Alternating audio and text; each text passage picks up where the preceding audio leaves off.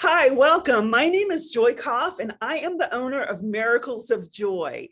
And I've been doing some of these interviews over the past 7 or 8 years, and I am so excited about the conversation that we're getting ready to have. My special guest today is Lucas Wood.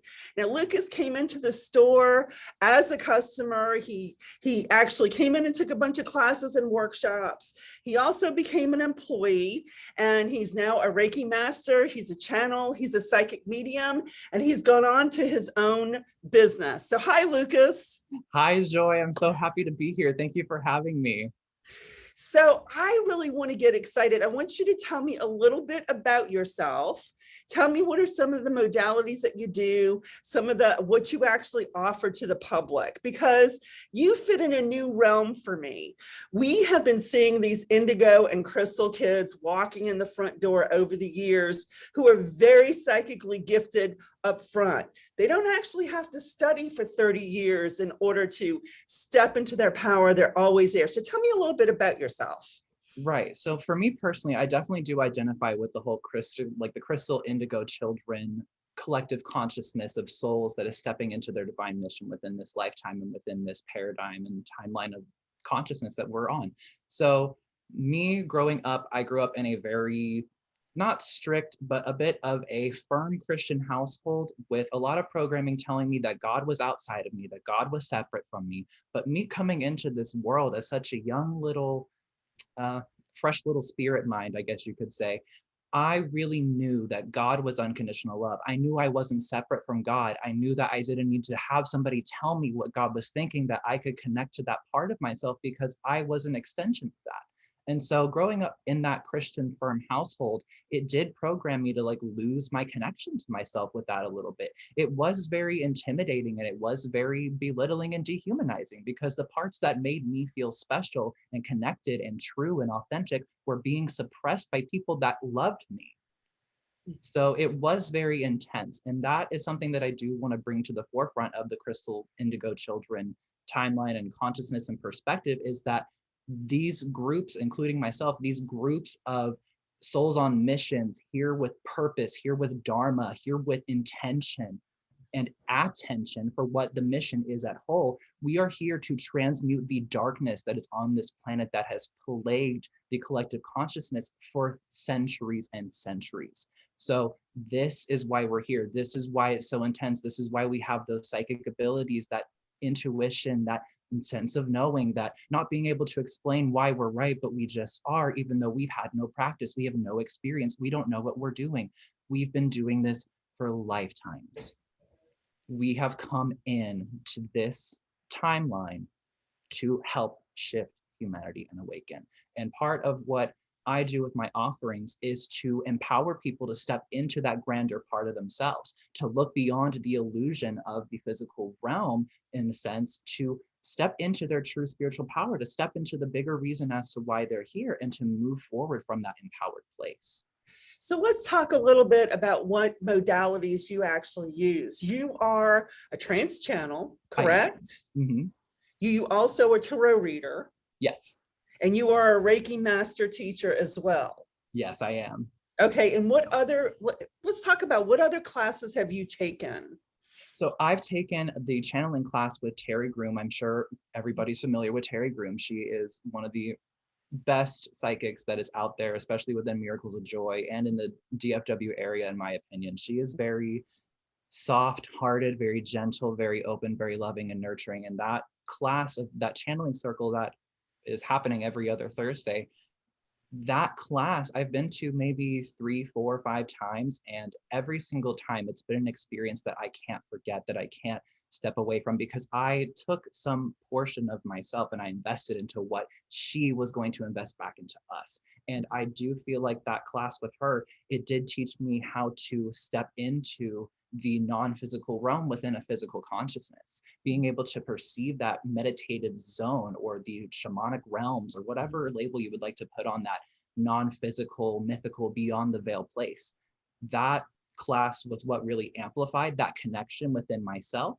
The classes that I've taken besides that are a couple of Stacey Bosley's classes. I took her trance channel class that taught us how to step into that state of consciousness, how to work with the frequencies that you are going to be channeling and that are going to be giving messages, and how to set boundaries with these entities, and how to set boundaries with yourself within your own energetic levels and boundaries. So those were a couple of classes that were really fundamental to the work that I've been doing. But most of the other things have been like deep diving into research of all the information that I've collected in order to share this out. And it's also been a lot of hands-on experience with like different plant medicines and different teachers and different books and mentors such as yourself. And working in your shop for a little over a year introduced me to hundreds, if not thousands of people that all had something to teach me. And what this incorporates into my current modalities, like that has awakened a piece of light language healing within me that you saw me birth out into creating that modality for myself and offering that up within my healings for people. Like it opened up my channeling abilities to be able to tune into people, to frequencies, to energies. That trance channel class really helped me to identify what is an energy that is outside of me and what is something that is connected to my consciousness, or what is something that I'm attached to, what is something that somebody else here is attached to that I'm picking up on. And then the channeling class, it just really helped you to trust the energy that you're receiving. And so let me talk a little bit. What I want to talk a little bit with you is you and I have had some pretty deep conversations about the world, me being a almost 60-year-old woman. And how old are you? I'm only 20. I'm only 20. So we've had some deep conversations about the world that's here, what's in front of us today. And I've had some frank conversations with you about, when I first started and I was kind of your age and I was getting started and working my way up in my early 20s, that you were almost floored at the time when I told you that I wasn't allowed to get a credit card because I needed a man to sign off on it. Someone wanted to know how I was going to pay for my apartment if I didn't have a husband to pay for it, that I wasn't allowed to actually wear pants in the work environment when I first started, and all these restrictions that I grew up with being a woman stepping into this world, where I know that you were shocked. Yes, I definitely was shocked. One, because in my physical lifetime as this character, this 20-year-old, I've seen so many horrible things within my family happen to the women. And so to see what they're capable of, despite going through all of the torment and the trial and the hardship and the suffering and whatever they have experienced that was really dwelling on them in those time periods and still dwelling on them now, I saw what they were still able to do. And hearing about what was before what is now, to hear that even the stuff that's still bad going on right now is progress in comparison to what was, that lights a fire inside of me. That doesn't get me like angry mad, but it gets me riled, it gets me invigorated, it gets me passionate about taking women seriously, respecting women, respecting the divine feminine essence within the collective consciousness, because without the divine feminine essence, there would be no creation, there would be no holding together of life, there would be no expression, there would be no anything. So knowing that innately as a kid growing up, being surrounded by women, it made sense for me to empower women, and it made sense for women to have power, and it made sense for women to express themselves freely and regardless of what was going on, or to just do what they needed to do to survive. It wasn't a sense of, oh, well, this person says I can't do this. No, that means I can't do this. To hear that that is how it was. Applause for the progress we've made. Cool. But what the actual heck? I think what I want to talk a little bit is, I see the world a lot differently than you do because of the age difference that we are at. Right. When I grew up, it was, here are the rules for me to operate under. So I would operate within those rules in order to make my way up whether it was a corporate ladder or whether it was, to be someone that was important in the work environment. And I was okay as long as I knew what the rules were and I could play within those rules. Mhm. And what I see now from the younger generation, or whether we want to call them indigo, crystal, is this new generation of kids that are your age that are coming up, are very intuitive, very psychic, very creative, but they're like, hell with those rules. It's time for us to make new rules. Yes. And we want this world to be fair. And even though you were willing to operate within that fairness or what the rules were, it's time to break those rules. Yes, absolutely. The generation that I am a part of, the collective consciousness, the crystal children, the indigo children, we're ushering in this new paradigm. We're ushering in the frequency of joy. We're ushering in the frequency of truth, of authenticity. We're bringing back that ancient way that when we were in tribe together, we would celebrate each other. We would hold space for each other. We would provide life as a ceremony and celebrate each other for expression, for how we feel, for what we think we need to do, for what God is telling us to do, instead of belittling each other and placing each other in boxes and telling each other what to wear and what to do and how to live and where to spend your money and who to spend your money with and what to spend your money on. All of these things that we're being told to do, instead of back in the ancient days with the ancient ways, expressing and being authentic. Of course, there were still problems and issues back in the day. You're going to have the dark to balance out the light. It's the equilibrium, it's the duality within all of physical existence and within the existence of the entire universe. But what's so important about my generation ushering in this paradigm is that it is pushing the boundaries of the generations before us like no other thing I have ever seen. We have never seen so many uncomfortable people with our expression in this way. Like, I feel right now that the world, the generations are more divided than they ever have been because of what judgments we're placing on each other, because of all this separation and all the toxicity within the collective consciousness from the masculine ego, from a state of fear that has toxified this. So it's put us at this place of we need to attack in order to hurt others because we're hurt, so we don't get hurt first. Right. So So my question is, in us looking at this, because you and I have had heart-to-heart conversations about this in the workplace. yes, We've talked about where I'm trying to understand things from the younger generation's perspective. You're trying to understand it from our perspective. And at some points, I look at our world and say, do you have any idea where we came from? right. And you're looking at it and go, but you haven't gone far enough yet. So that's what you're really talking about. It's almost like you feel if this world is supposed to be a fair world, then everyone should be treated equal. Yet there shouldn't be some echelons where these people can do whatever it is that they want to do, and there's no consequences. If these are the rules, we need to follow the rules across the board. Precisely. We are ushering in the no more BS type mindset. We are not taking being talked down to. We are not taking being told what to do, because we understand, like you said, that there has been progress that has been made. But if we are to get to where we are fighting to be, then we need more. And that's why we're here, providing more, doing more, being more, expanding more, pushing boundaries more. Mm-hmm. This is a time of expansion. This is a time of evolution. This is a time of quantum shifting into a different timeline, into a different state of consciousness. And so if we are going to be expanding to these places, if we are going to be allowing ourselves to step fully into our dharmic missions in this lifetime, then we need to let go of what was and move into what is and what we are creating for what is going to be. So you and I actually have the same guide that stands behind this. We do. She's right here, you don't say. We talk about it quite a bit, and I want to kind of bring that up. Yes. When I started running my metaphysical store, the very prominent goddess that stepped forward for me, or one of my guides that stepped forward for me, was Goddess Isis. Absolutely. And one of my favorite words is I used to always say, what is.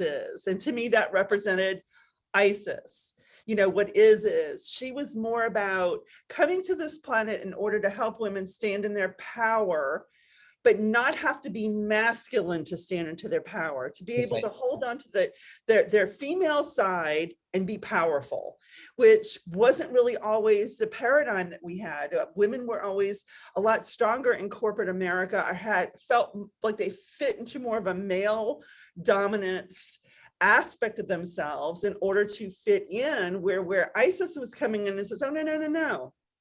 You can still be powerful and be feminine at the same time. Mhm. And she's like a no BS, guide when it comes to that. And you and I actually have the same guide. And let's talk a little bit about your connection to Isis. For my connection, Isis showed up for me when I first started opened up my store, and has been there for me through the whole time. And it was more about teaching women how to become more empowered, how to Mhm. stand in their power and also keep their grace, Mhm. how to step forward and be who they want to be, how not to turn around and have to be taken care of, Mhm. who can be independent and powerful women. And that's who she was for me. So I want you to tell me a little bit about who Isis is for you.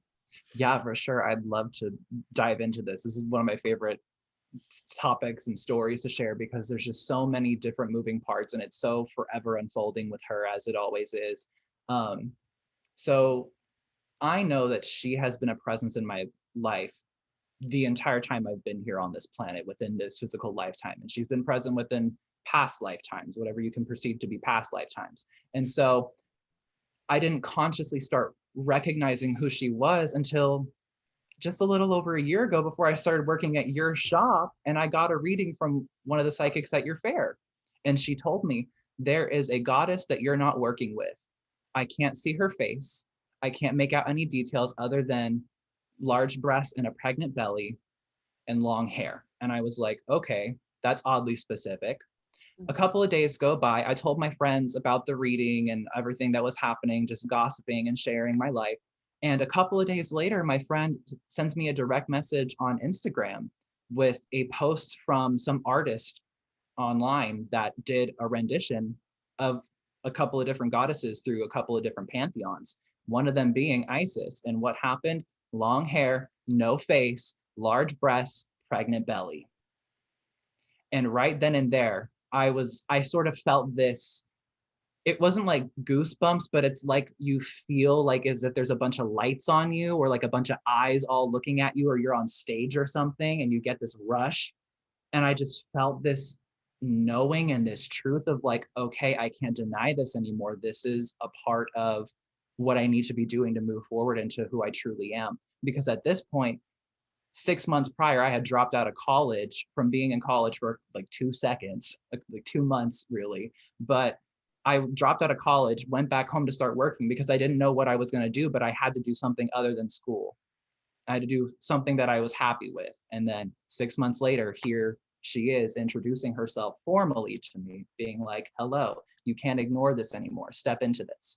And so I started consciously working with her. I bought the Isis Oracle deck from Alana Fairchild because it was at your shop. I got a couple of candles. I bought like an Egyptian jasmine incense and I went home and I lit the candles, lit the incense, pulled the cards out, pulled one, and I got the Mother of Life.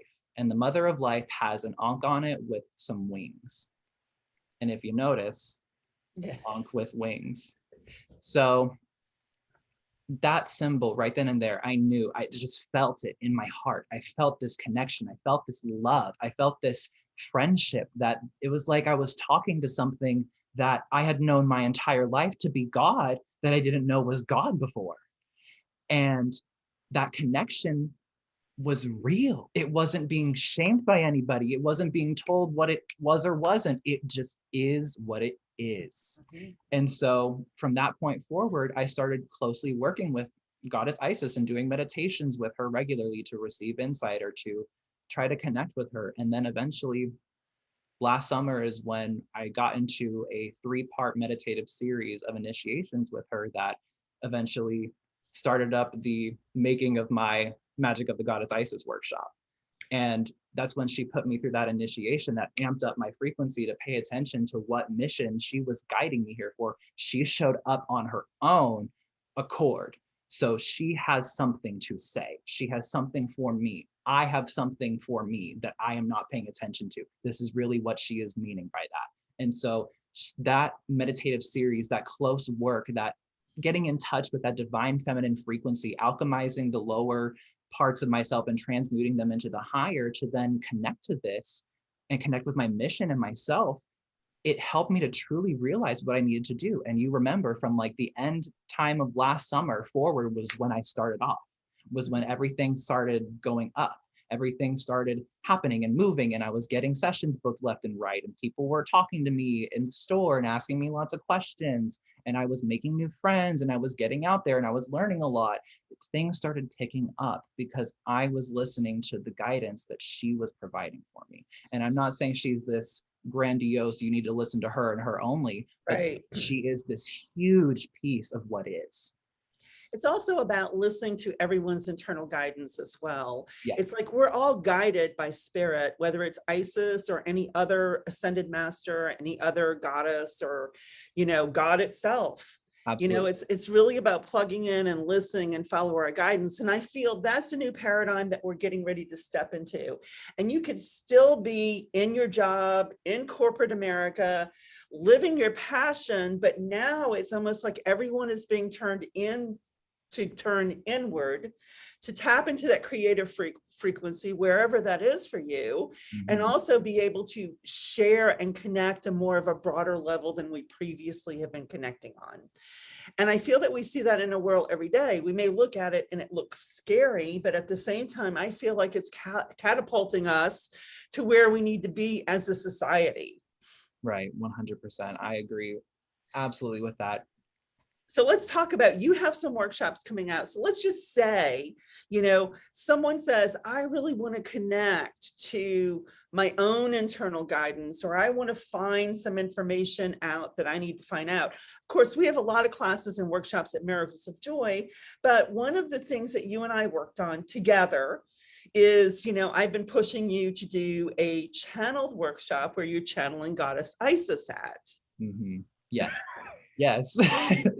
Yeah. So there's 2 classes that are involving Goddess Isis. Like one you said is the workshop, where that meditative 3-part series came in last summer and moved into the 3-part class workshop that I put together, Magic of the Goddess Isis. That first round happened this past March, and basically what that class really entails, it's stepping into the divine frequency of who you truly are. It is giving yourself permission. It is stepping into the work for yourself, this container that we are providing of a divine frequency for you to take yourself seriously, for you to trust yourself, for you to let go and let your divine self step through, to trust that the divinity is there within you, that you are a piece of God within human form.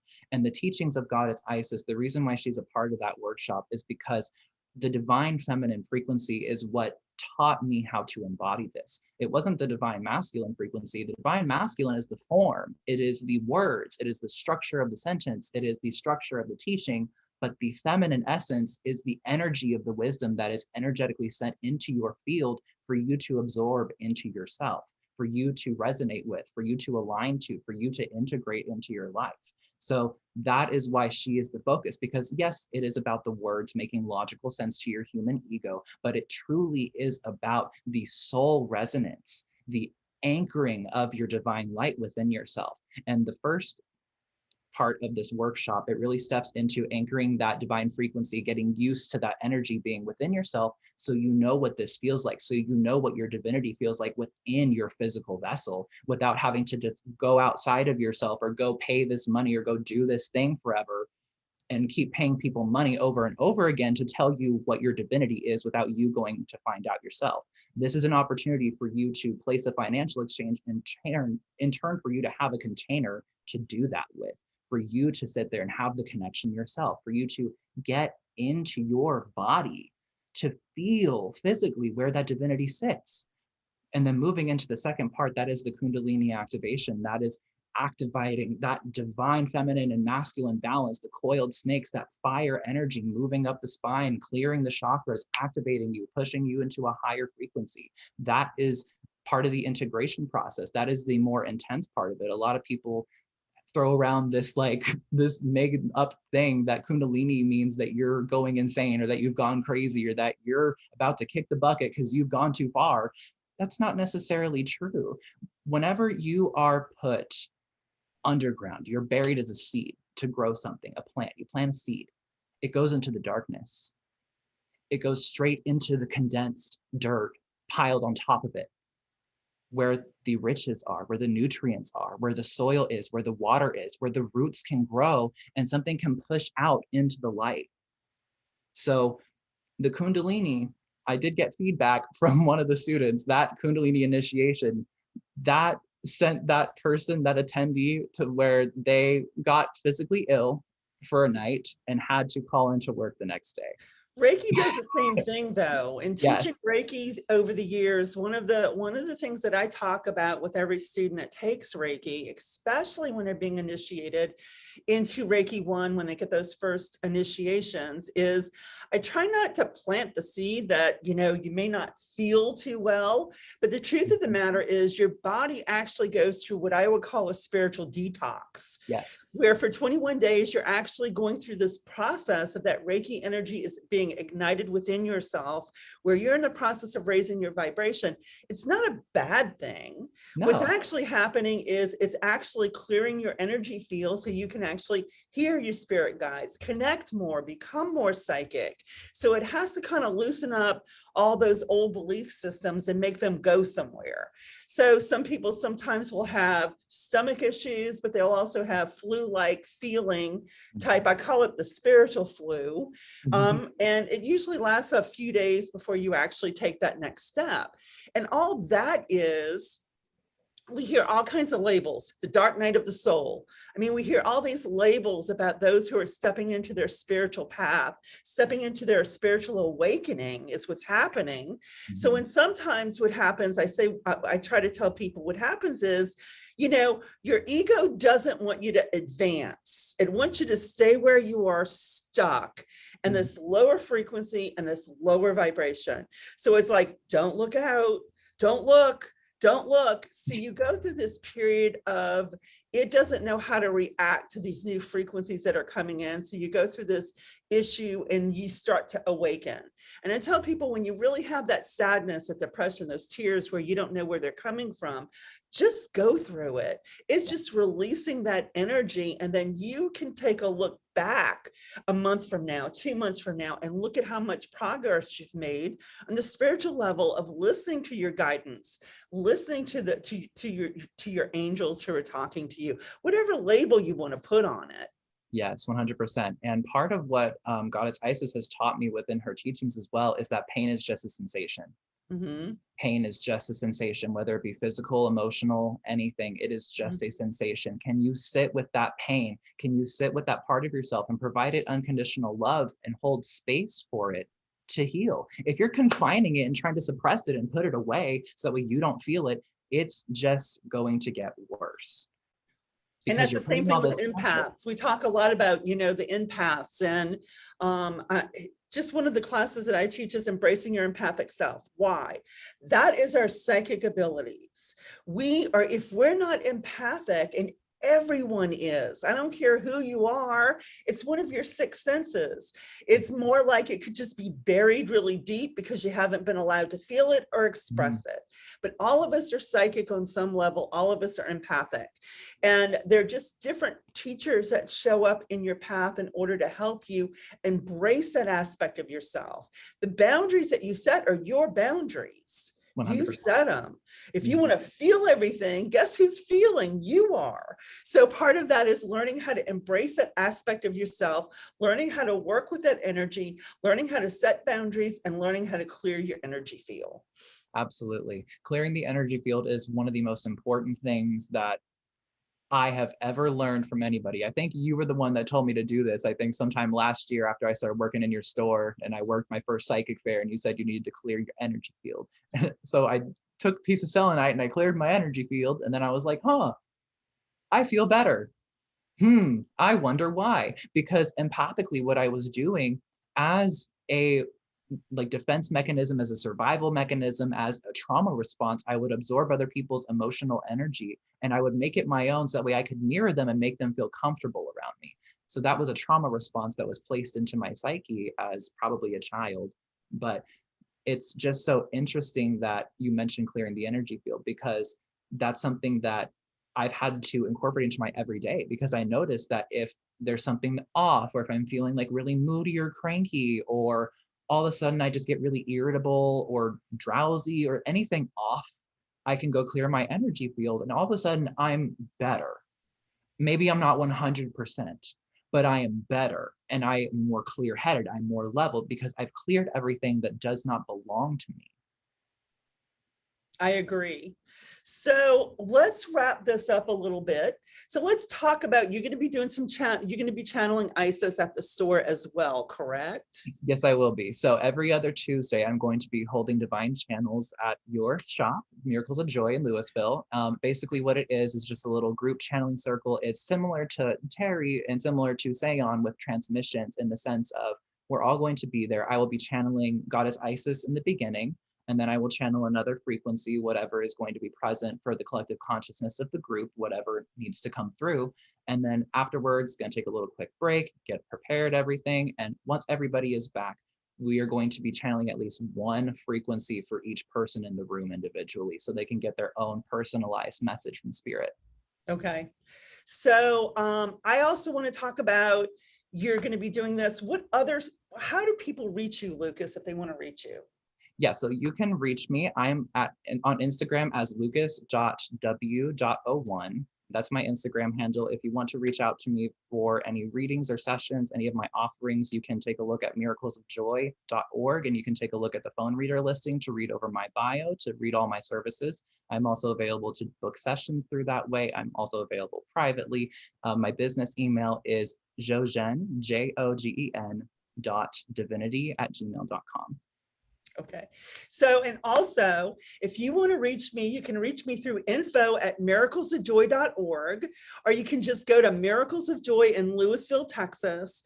Our telephone number is 972-221-8080.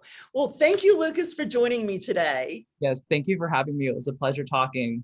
I love talking about this stuff. We'll have to have some of these conversations later, because I like this generational thing, how we see the world just differently, but at the same time can respect and understand where the other one came from. Absolutely. It's just such an easy flow back and forth here.